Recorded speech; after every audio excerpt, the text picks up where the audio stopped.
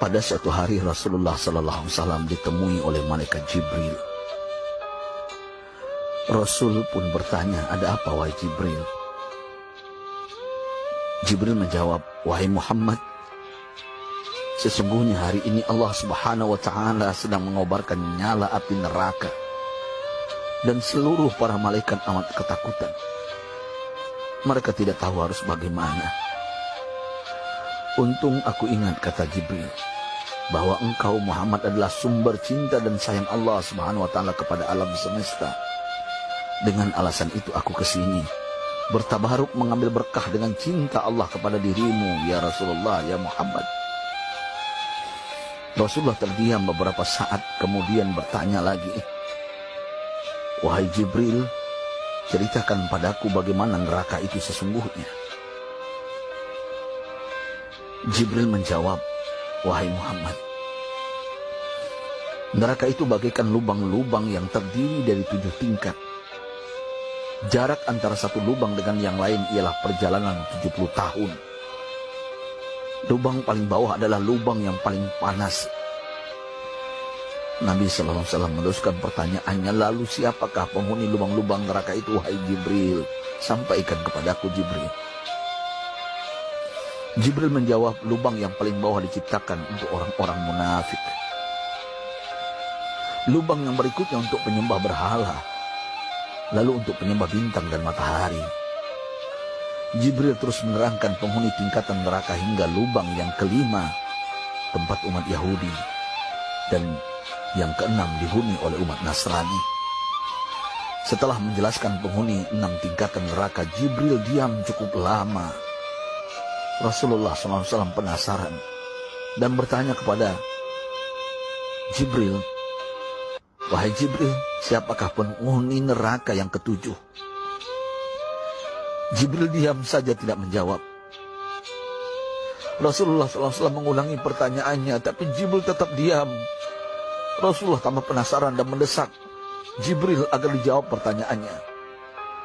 Akhirnya Jibril pun berkata, "Umatmu, wahai Muhammad, mereka itu para pelaku dosa besar di kalangan umatmu, yang dimana sampai mereka mati belum sempat bertaubat." Mendengar jawaban Jibril, Rasulullah langsung jatuh pingsan. Jibril merangkulnya dan meletakkan tubuh baginda di atas pangkuannya. Tak berapa lama Rasulullah SAW sadar dan langsung menangis bersimbah air mata dengan terisak-isak. Rasulullah mempertegas pertanyaannya, "Wahai Jibril,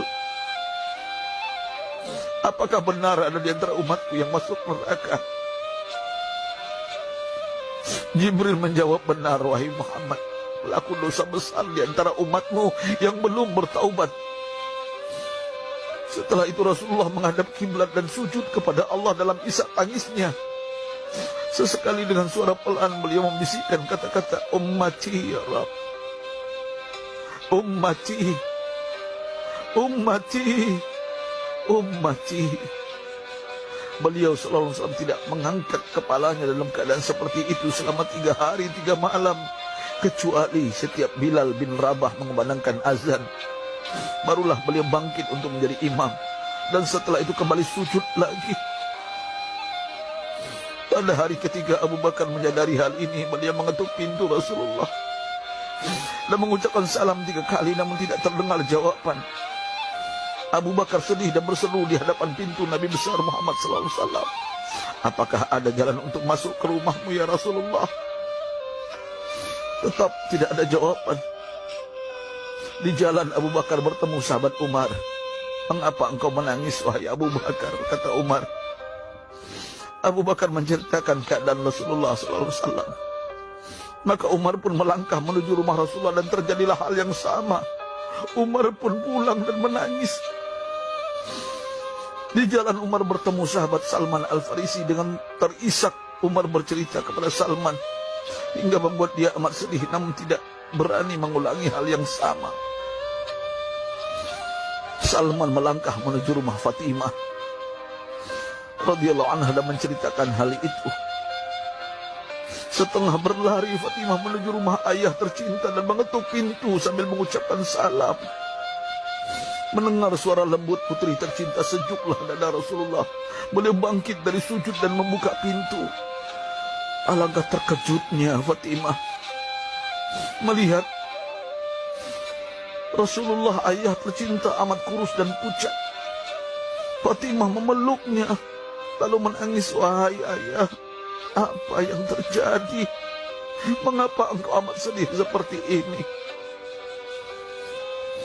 Rasulullah kembali menangis dan berkata dengan suara lirih, wahai Fatimah, belahan jiwaku, bagaimana mungkin aku tidak sedih sedangkan Jibril mengatakan akan ada kelak umatku yang akan masuk neraka. Subhanallah, betapa besar cinta Rasulullah kepada kita umatnya. Sahabatku,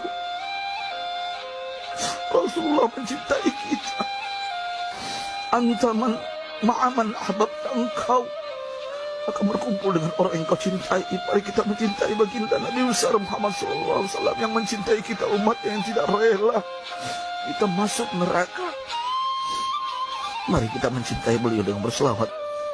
Sahabatku, sampaikan, Rasul mengajarkan kepada kita, man dalla ala khairin falau mislu ajri fa'ilin.